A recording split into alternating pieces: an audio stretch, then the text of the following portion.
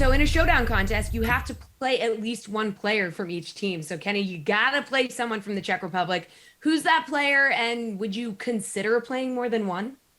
Well, first of all, yes, I am going to play more than one. I think that at least it should be considered.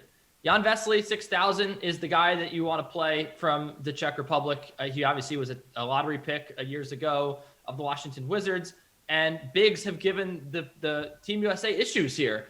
They just don't have a lot of great big men. Bam Adebayo is the best, but I mean, he's undersized. I think that Vesely could have a good matchup here against Team USA. He could score in the post, and he's been fantastic in these Olympics, coming off a 19-point game against Rudy Gobert and France, and that equated to almost 36 DraftKings fantasy points.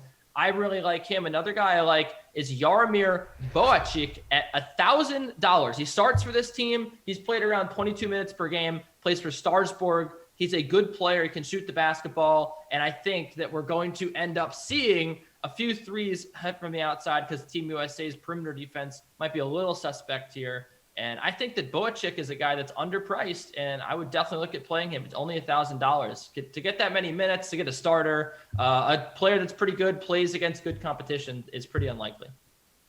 Nick, how do you feel about that? I mean, you got to roster one guy, but would you consider rostering two? Man, I have so many thoughts on this Boacic pick from Kenny. That's a good call, though. I mean, you have to do your research when you start to look at some of these teams and players that not everybody knows about. Jan Vesely, Tomas Satoransky are the two guys, that most NBA fans at least will be familiar with. Satoransky's been 30-plus DraftKings points in each of his first two games. Vesely, 26 and 36 in his two games. So those are probably your safest options.